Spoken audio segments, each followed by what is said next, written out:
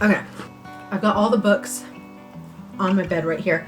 I've kind of put them into sort of categories. So we're gonna start with the non-fiction books. Non-fiction books. No, my God, I always mix this up. I did this in another video. I mean the fiction books. I did this in my Mama, I'm a Booktuber vlog where I called a fiction book non-fiction so many times. I don't know why my brain is doing that. We're gonna start with the fiction books first. I don't read a lot of fiction books anymore. I'm not really drawn to them, but I do have a couple that I bought last year. So remember, in case this is a part 2 or something, these are all the books that I bought in 2021 that I know of. There might be some that I bought that I don't think I bought, that I think I bought in 2020 and I'm not sure. But this is everything I can think of that I bought last year. So, very quickly, fiction books.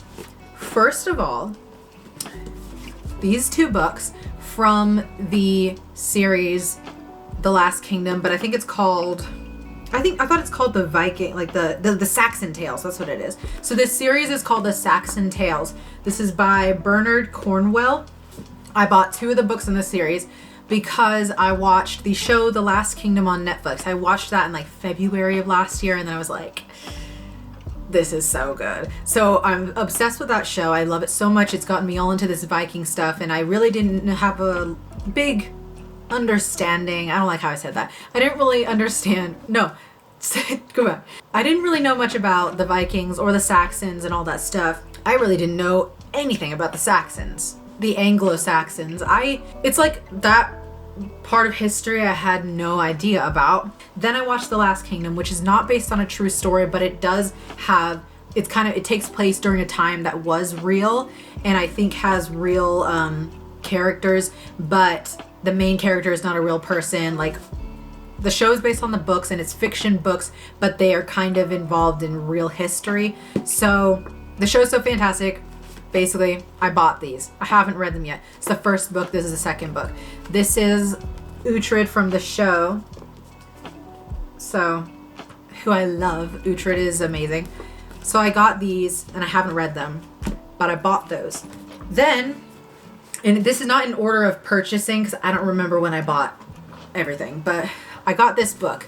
This is The Song of Achilles by Madeline Miller. This is the one that I'm reading right now. So I'll give you a quick little review, but I'm only this far into it.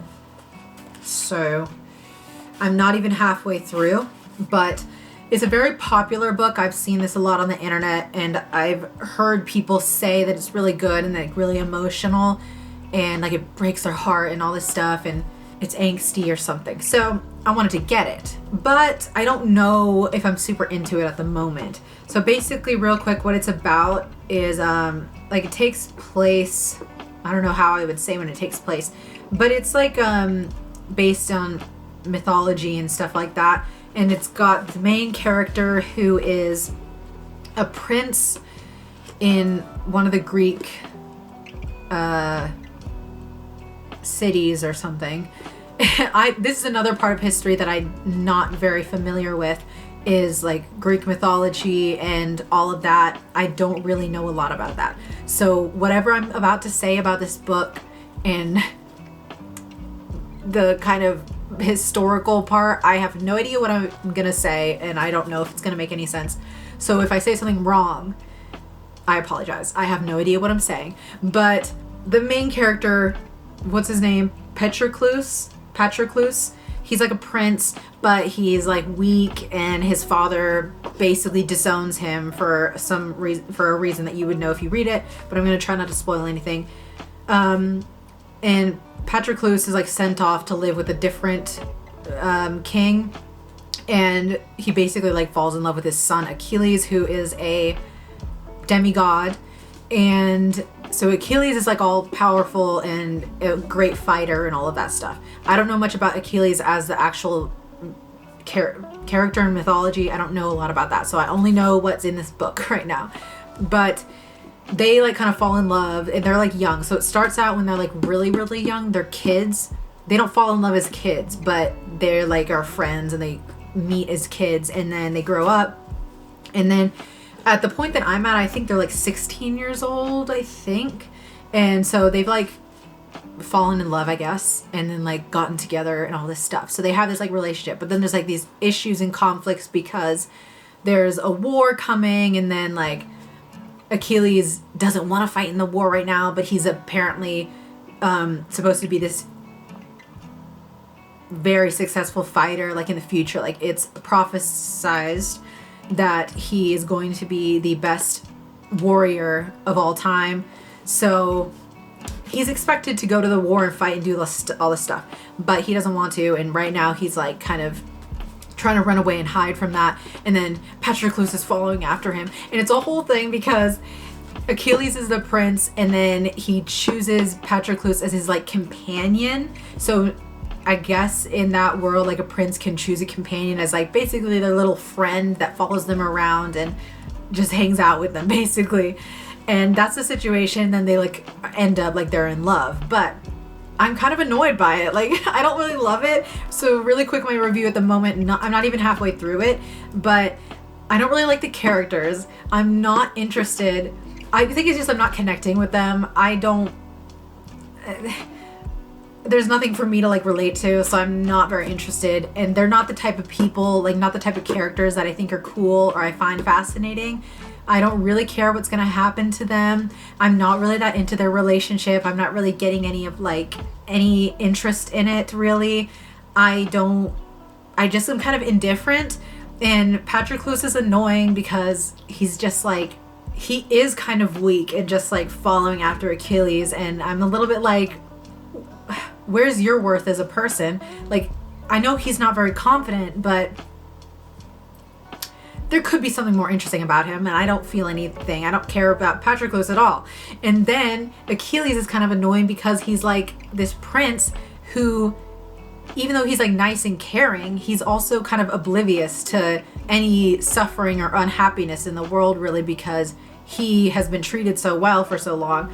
And so I'm a little bit annoyed because I'm like, Patroclus like has experienced difficulty, but then is like following after Achilles, who like doesn't really get it, but is like still caring for Patroclus. I don't know. I'm just not that into it. The reason that I'm enjoying the book, because I will say I'm enjoying it, but that's just because I like the kind of escapism. I like the world building and kind of getting to sit down and read the book and kind of imagine a different world and different time and a place with the gods and the like just running around in this little place. I do enjoy that part, but I'm not super into the characters or the storyline. I just am enjoying the book because of the chance to escape to a different place. So that's my quick review. Every other book I'm going to only talk very little bit about it because this is too long of a video.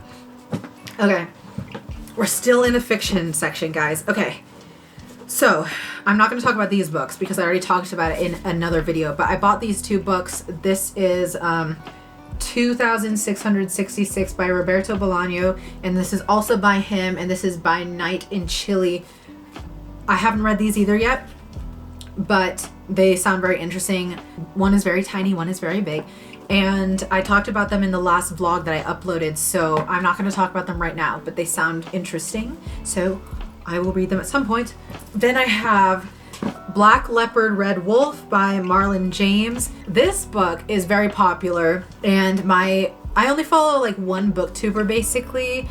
I'll have her linked in the description. Her channel is called Reading with Toby. She's my friend's sister, and she has a channel, and she just has great videos, very chill and very nice to watch, and she loved this book. I'm not going to go into what it's about because I don't have time, but it's apparently got a really cool main character, and the way that she described him and kind of described her kind of characters that she's into, I feel like I'm the same way. Like these kind of dark, mysterious kind of anti-hero characters, or where they've kind of got a bad side, and so but you also kind of like them, and you also kind of care about them and want to see what happens, and you root for them even though they've got a dark side. I like that stuff. I like those characters. So it's this guy, I think Tracker is the one that she talked about, and I just want to read it because if there's the way that she described him, I'm like, I need to read this book. So I bought it. I haven't read it yet, but it's very popular and I love the cover and the colors. It's a pretty big one, so this is a cool one. I would recommend it, and I haven't even read it yet just because I've heard great things about it. So there's that. Then we've got The Mists of Avalon. This is by Marion Zimmer Bradley. This, I guess, is a very popular book in the kind of fantasy books. This I bought entirely because the cover caught my eye, and it sounds like a pretty cool story, I guess. But it's kind of like a fiction kind of retelling of the King Arthur stories. But it's from, I believe, the female's perspectives. They're like more focused on the female characters, I think. Or the Arthurian legends, that's what you would call it. Which that's another thing I don't really know about, is the Arthurian stuff. But I wanted to give this a try someday. I don't really read a lot of books in this. Like I've never really gotten into the fantasy kind of stuff that much. It sounded cool. It looks really cool. So I bought that. And that is the end of the fiction books that I've got. Now I'll real quick do poetry section. There's only 3 poetry books that I got. I don't read a lot of poetry, but I tried to start buying some and I'm trying to start getting into that. So this is the first one I bought. This is Book of Longing by Leonard Cohen. It caught my eye because Book of Longing, and like I've done a little bit of longing in the last year. So I got it and I really like it. I really like a lot of the poems in this. And Leonard Cohen is also a musician. I have to listen to more of his music, but I've heard a little bit of it. He's kind of like an angsty, moody writer, I would say. But he's pretty cool. He's like an old artist, in case anyone thinks this is a new person. No, he's like an old angsty, moody artist from like the past. I don't know when this came out. Oh, he was born in 1934, so he's like older. I don't know if he's alive. I hope he's alive. I don't know. And I don't know when this was published, but I got this. Pretty good.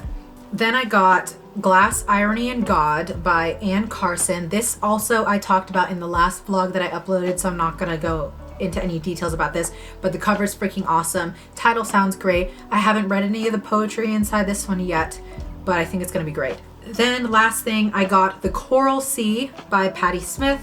Patti Smith, I have her other books as well. I don't think I have the newest one that just came out, but I have some of her other books and I have not read them yet. I think the other ones are just short stories, if I'm not mistaken, or maybe they are poetry books, but this one I know is classified as poetry, and I bought this actually pretty recently. And I think this one is just mostly about her relationship with Robert Mapplethorpe, but I think it's poetry, so I got that. It's very tiny, and I haven't read anything in this either yet, but Patti Smith is very popular, and I have all her stuff and haven't read any of it, but I'm sure I hope I'll like it. Anyway, that's that. Next category, classics. So I got Ernest Hemingway's The Old Man and the Sea. I got this because somebody recommended it, and I've never read any of Ernest Hemingway's. Actually, I might have read something in school, but I don't remember. But I read this. It is very short, so I read it pretty quickly. It's a great story. It's just kind of, it only takes place maybe over, it might have been one night. It could have been a couple days, I'm not sure. But it like is one basically timeline. And for most of it, like it kind of was surprising to me. I didn't really know that this is what it was about until I was reading it. And I mean, for me personally, I don't know if I was super interested during most of it. But I like the ending. But I thought the ending was really sad because basically what the old man was trying to do, well, no, I'm not going to spoil it in case you never read it. But I thought it was sad, and because I was bummed out for him. But I understand it, and I think that it means more that the way that it did end.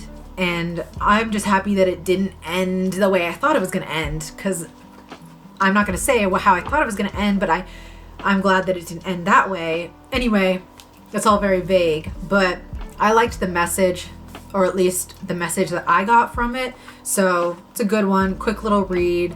And it's one of those books that's more just about the meaning, I think, than it, it's not like a grand story. It's just a simple thing that it's trying to say. So I read that. It was good.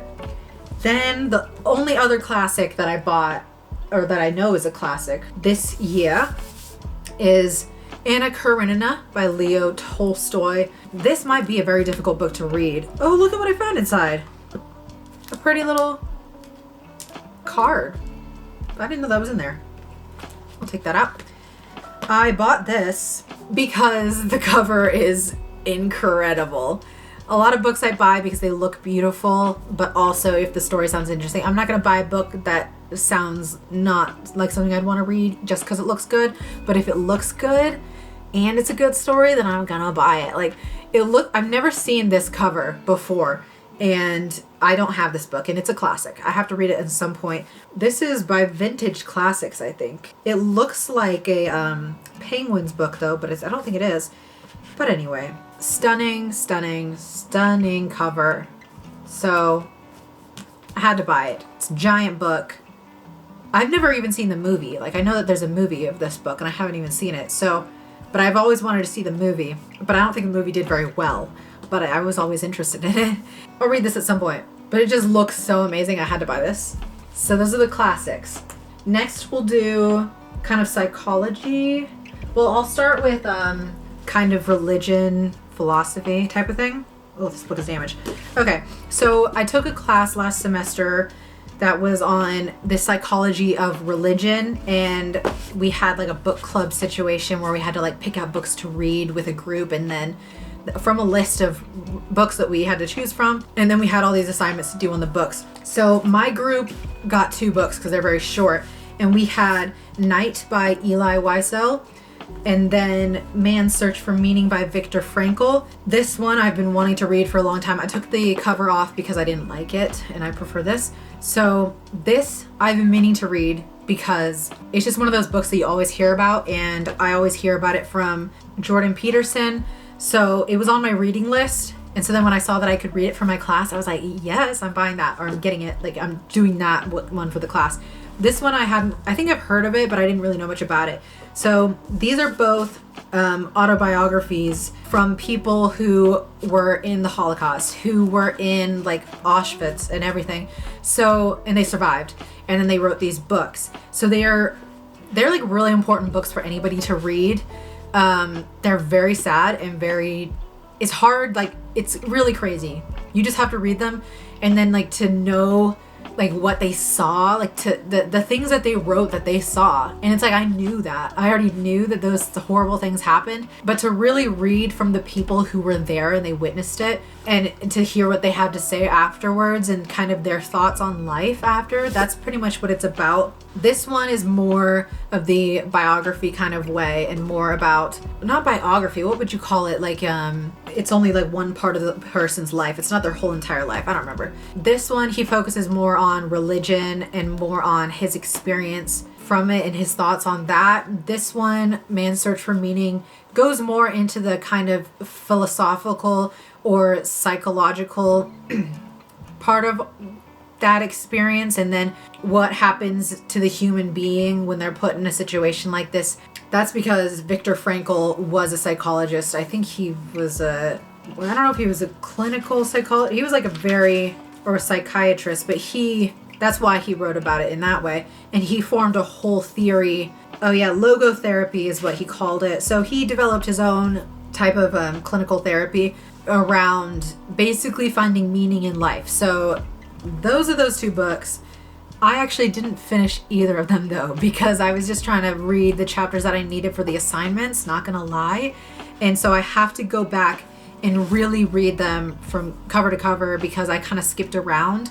But I think this one's my favorite. I got a lot of interesting, I took away a lot from this book because of his theories about meaning in life. So I would recommend Man's Search for Meaning. I would recommend both of them, but this one I think I enjoyed more, but I got to read them both again at some point. So I got those. Then I got this book, which I have not read. It's The Heart of the Buddha's Teaching. I'm not going to try to pronounce the name, but there it is. This one I just grabbed because I'm always trying to find good books on Buddhism because I want to really learn more about it. I tried to become a Buddhist many years ago, but now I don't want to be a Buddhist. I respect the Buddhist teachings and the kind of theories or practices in Buddhism, and I think that they're really great for anybody to take into their lives. So I'm very big fan of Buddhism, but I'm not gonna try to be a Buddhist. But I got that to read sometime. Now, psychology section of my haul. Okay, real quick, these 2 books I had to get for some classes as well, but you could probably buy these on Amazon or anywhere. I don't know, probably Amazon, because I would recommend them actually. Well, maybe you wouldn't be interested in health psychology, but I thought it was interesting. But it's mostly, I guess if you're interested in healthcare, this could probably be a really good book to read, because it basically just describes the different theories about what is it, like pain and like different models for health. It's hard to explain, but then it also goes into the relationship between patients and doctors and just anything you could think of when it comes down to health, just of people, their experience with health or illness, and then like the psychological aspect of that, and in the body, how does it express, and then how does a person maybe who has chronic pain experience life, and how do they process their own pain and acceptance, and then also the psychology between how healthcare professionals treat their patients, and then how do the patients explain their symptoms to a doctor. All the stuff you could think of. It's a very short little book, but it's got all the theories and models, and I thought it was really interesting to read. So I'm mentioning this because anybody could probably read this, but I got it for a class because I think the class was health psychology. I think that was a class I took. Oh, I don't remember. It all starts to blend together. This book is Wired to Grow by Britt Andrietta. Oh, this, by the way, Health Psychology by Anthony J. Curtis. So there you go. Wired to Grow. Harness the power of brain science to learn and master any skill. This one I'm mentioning because also I think anybody could read it. This one I think I took for my class on physiological psychology, or was it behavioral? I don't know what the class was like now that I took. But it's just a cool book because, and I didn't finish this one, but I've read through most of it. It just talks about actually how the brain, it goes into details about neuropsychology basically, and how we develop behaviors and habits, and how you can change your neuropsychology and all this stuff to kind of improve certain behaviors you want to improve on, or various things. You know what I mean? It's like a self-help book, but based in neuroscience and psychological research. So this is a cool one. I would recommend it if you are interested in that type of stuff, which I definitely am. So those are the things I bought for a class, or different classes. Then I got Man and His Symbols by Carl G. Jung. I think you say Jung. I think that's how you say his name. He's a very famous psychologist. Any psychology student will know Carl. People say that Carl Jung. I don't know how you say it. Carl Jung. You will know him. I bought this because I really like the kind of vintage look to it. And it's also very interesting to me. And it's got some pictures inside. Yeah. And it's basically about, and I don't know if I agree with him and his theories necessarily, but he was a very prominent figure in psychology. So it's basically like kind of examining symbolism and dreams and certain things in culture that maybe mean something about who we are as people. I think it looks cool. Haven't read it yet, but I got that. Then I got The Psychology of Money. I don't know if this is going to be very good. It looks like one of those books that people write just real quick and they're published, and then I don't know if they really are going to be that life-changing or anything, but I got it anyway. It's by Morgan Housel, and it's just kind of like, it says timeless lessons on wealth, greed, and happiness. So I think it's just kind of going through certain ways to view money, or reasons why we have certain behaviors with money. So yeah, I got that. Then I got Breaking the Habit of Being Yourself. Whoa, it's like really washed out. It's like pretty washed out. You can't really see it. This is by Dr. Joe Dispenza. I have seen this guy a lot in like those videos from Be Inspired, that channel on YouTube. I got this because he talks a lot about, also talks about like neuropsychology, and talks about kind of how you can live your life or see your life in a certain way, and how that can really change how your life actually turns out.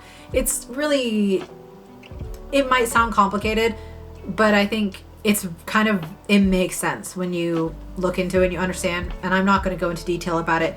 But again, breaking the habit of being yourself. It says how to lose your mind and create a new one. So I think it's just about like, you gotta like find a self-awareness and understand the things that you keep doing, and the kind of mindset that you keep having is maybe creating your worldview or a certain life that's not really benefiting you, and you gotta kind of switch that up and change it. I haven't read this yet, but this is what I'm guessing from what I've read about it. Learning how to adapt and change your mindset, probably, and change your life, improve your life, all that stuff. And then this is not exactly psychology, but I think it kind of is. These are kind of like from the self-help sections. But this book, I guess, is pretty famous. Think and Grow Rich. Who's the author? Napoleon Hill.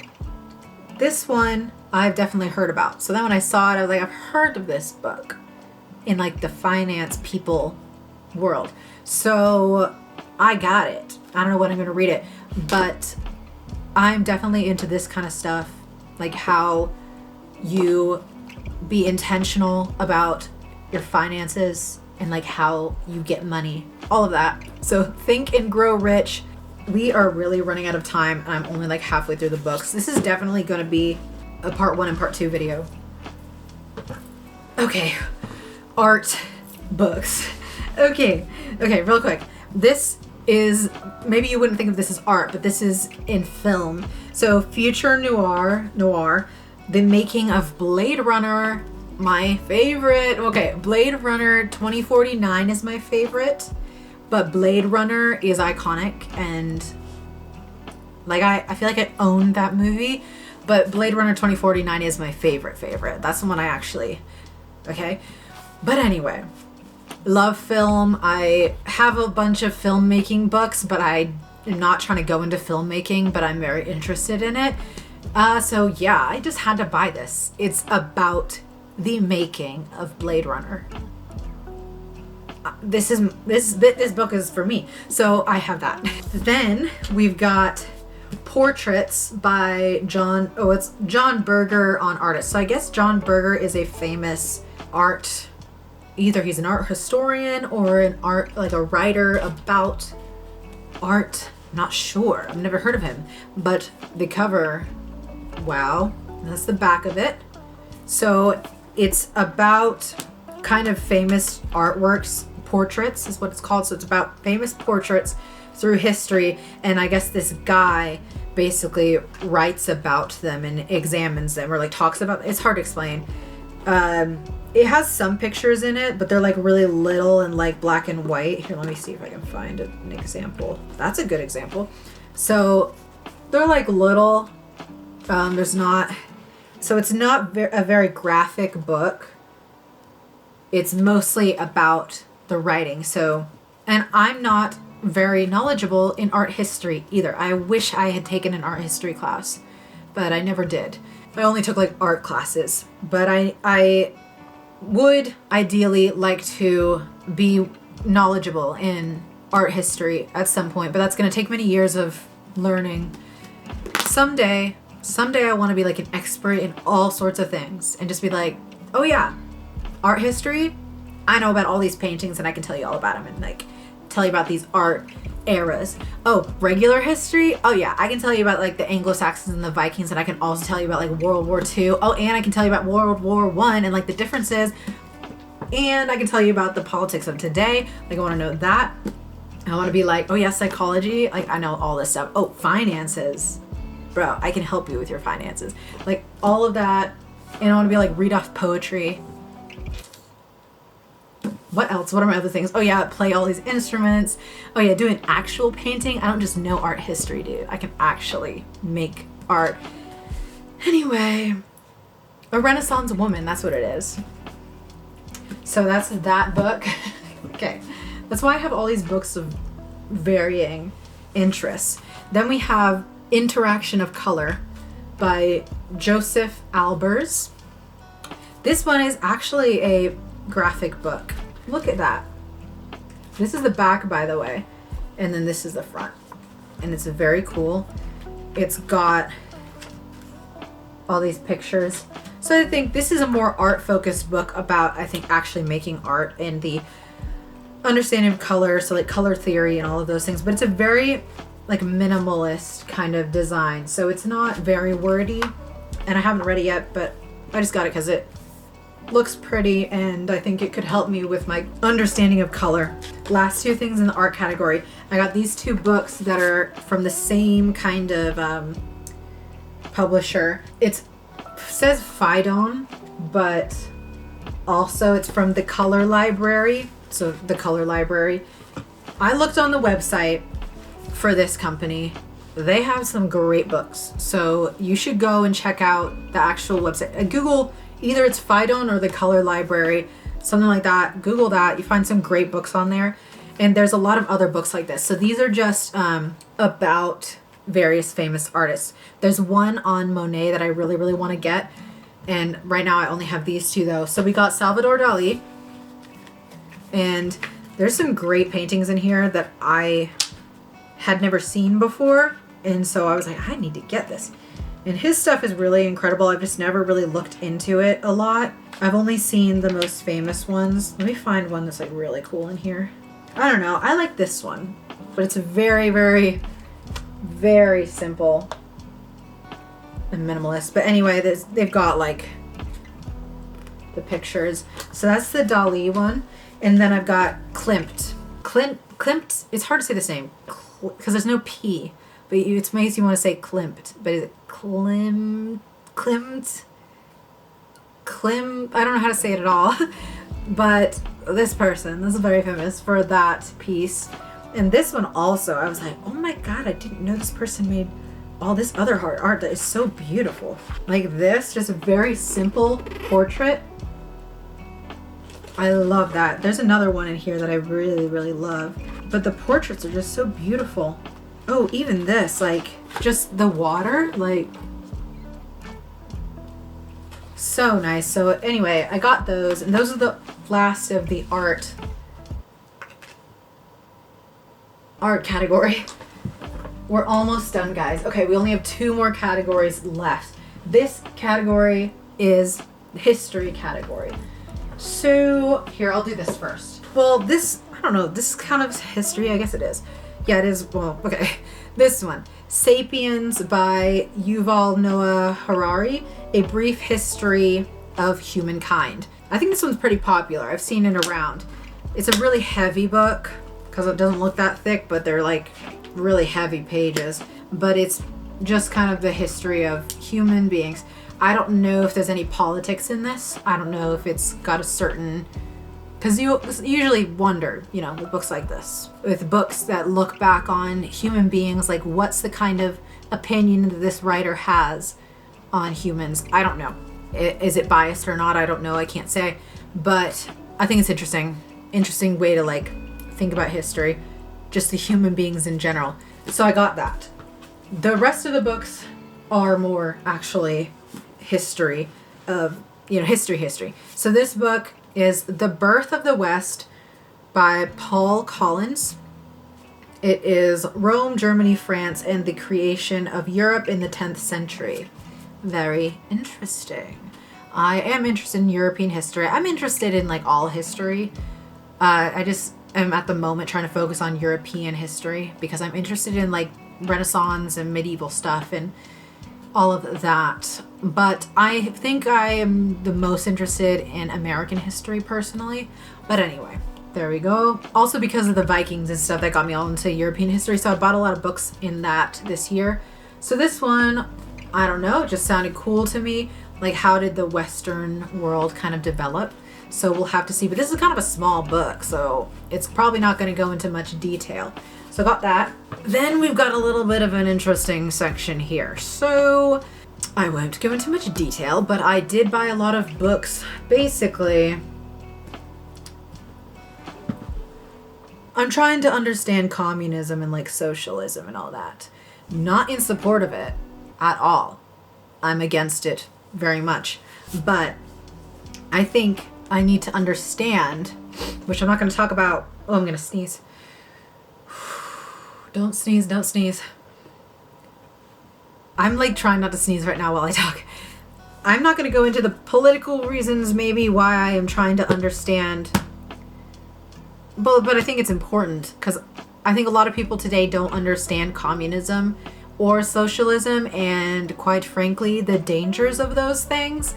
And I just hear too much kind of support for that.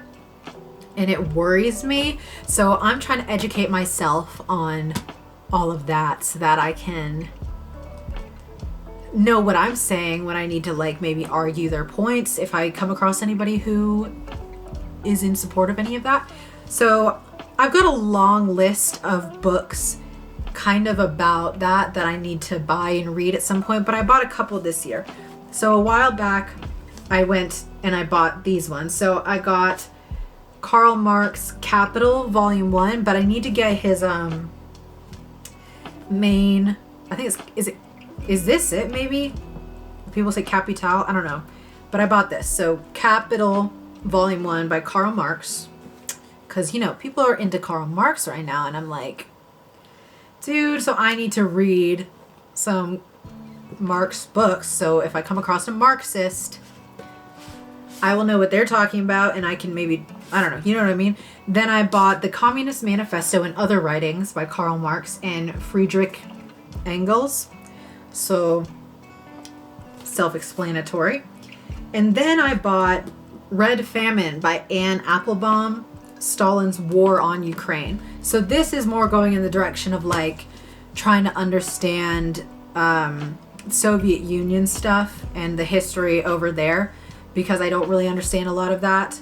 I feel like in my classes, like the teachers just brushed over the Soviet Union. Like I know they talked about it, but I don't know a lot about that. Like it was all like Germany, and I'm kind of like, how did I not know about the horrible stuff that happened in the Soviet Union, like not even 100 years ago?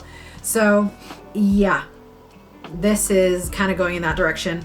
And there's so many more books on this topic that I need to buy.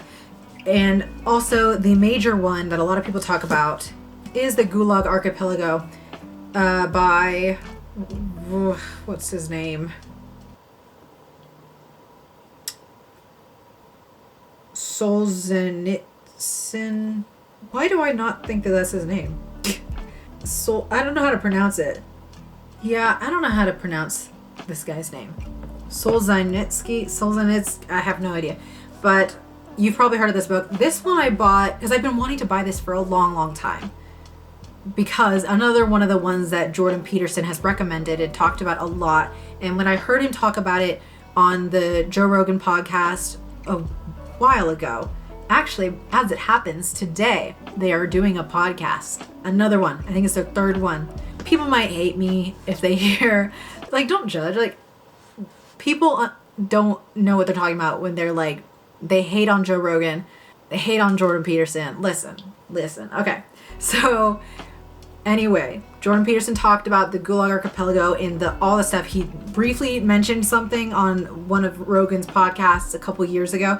And then I was like, see, that's when I was like, I had no idea about this. So I've been meaning to buy this. I bought this one this year, like this specific copy, because, well, every time I go to Barnes & Noble and I want to buy it, it's always like not the first volume. And it's always like, I think they're either the abridged or something. Like I want like the full one that's like not shortened. I don't know. But I always go to Barnes & Noble and then I end up not buying it because it's not the right one or something. I don't know. But I got this one. I ordered this online just because this one specifically has a foreword written by Jordan Peterson. So, and this was the one that was linked on his website. So I bought this because I figured he's written a foreword for this one. This is the one he would recommend right now. I'm going to get this one. But there might be a better version out there. But yeah, it's the Gulag Archipelago. I don't know if this is all three parts of it though. Or if this is... Like, I really don't know. Like, is this the full one? Yeah, I think this is. I think this is the whole book. Anyway, no more time to talk. So I got that. At some point I'll read that. We still have more history books, guys. Last three. Okay, this one could have been in the psychology section, actually. I don't know if this counts as history. This is Madness in Civilization, A Cultural History of Insanity. From the Bible to Freud, from the madhouse to modern medicine. So, by Andrew Skull. The cover, freaking amazing. And the topic sounds pretty awesome. So I guess it just goes through the understanding of mental illness through history, in culture, and all of that. Sounds freaking right up my alley, so I got it. It's so washed out, but just look at that. So beautiful. Freaking beautiful. This probably could have been in the psychology section, but I think this is kind of historical. Anyway. Okay. Then we've got Heart of Europe by Peter H. Wilson. A History of the Holy Roman Empire. I love that. Okay. Because, wowie, this is a huge book, but I had to grab it because look at that cover. Once again, gorgeous, gorgeous book. And yeah, I think it's self-explanatory. It's just about the Roman Empire. And I think that'll be freaking amazing. Man, I just get so excited. Okay, I really want to read this, but I don't know when. Okay, freaking mammoth of a book. Last one in the history section. This is another book that has a cover that I'm freaking obsessed with. Okay, The Six Wives of Henry VIII. That is the 8th, right? 5, 6, 7, 8. Yeah. Henry VIII by Alison Weir. Freaking incredible. So I love the Henry VIII stuff because one of my favorite movies, The Other Boleyn Girl. If you have not seen that movie, now that is a heartbreaking movie. Oh, it hits you. And it's just a good one. It's got Scarlett Johansson in it. It's a good movie. So it really does fascinate me, all of that stuff, because it's so scary. Quite frankly, it's scary. And I thought this was interesting. So it's about all his wives, and I think their individual stories kind of. Yeah, I just found it to be fascinating. It's another big book that someday I will tackle, but I'm really excited. This is another one that gets me so excited. So that's the last of the history category. We only have one more category left, and it's a very small one, then we're done. Okay, last category is food. Okay, this is a book, the others are cookbooks. This book, How Not to Diet by Michael Greger, MD, FACLM, whatever that means. So his first book, that is the really popular one, is How Not to Die. So that book, I believe, it's very popular. He goes all into detail about, I think, how to eat properly or live properly or something to basically lengthen your life as much as you can or be the healthiest you possibly can, scientifically or based on the research. How could you actually live long and not die? How can you avoid dying, instead of, I guess maybe it points out there's certain ways that people eat or do things that can make you die. I don't know. I haven't read that book, but I've heard a lot about it. This book is a different one, but I think maybe the sequel or a similar vein. This is How Not to Diet. So this one I think is about the proper way to eat based on science. It says the groundbreaking science of healthy permanent weight loss. So I guess really based on the research, how should you really eat to either be healthy or lose weight? So not in these fancy diets that aren't really realistic and aren't the real scientific way to diet. But is this one the one and only way? I don't know, but I think it will be interesting. Well, from a guy who wrote a book on how to not die, I think that this would be a good one if you really want to know the right way to eat to lose weight and not listen to all these fad diets. But the diet thing is always changing because people are always trying to figure out how do you really eat to lose weight? Because scientists disagree on what causes people to lose weight anyway. And then it's like, is it the food or is it the calories? Is it like the type of food you're eating, or is it, I think it's everything all at once. So this is a big book. I don't know. We'll get into it at some point. I'm not currently trying to major diet or anything, but I just think it's good to have this knowledge and increase your food knowledge in life if you want to really know what you want to be putting in your body. So that's the only food book I bought, but the other ones are cookbooks. So real quick, Occasionally Eggs, Simple Vegetarian Recipes for Every Season by Alexandra Dom.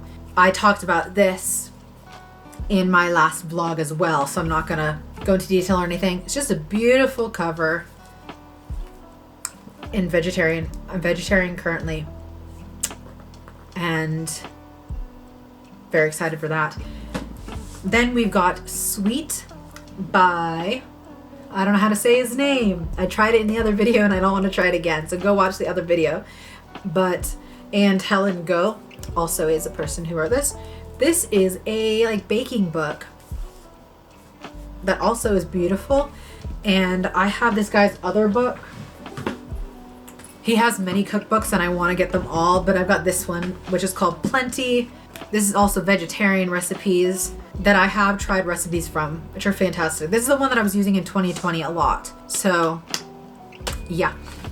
And last and final book in the book haul. It's probably an hour long. I'm so sorry. This is definitely, I cut this into 2 videos. I know I did.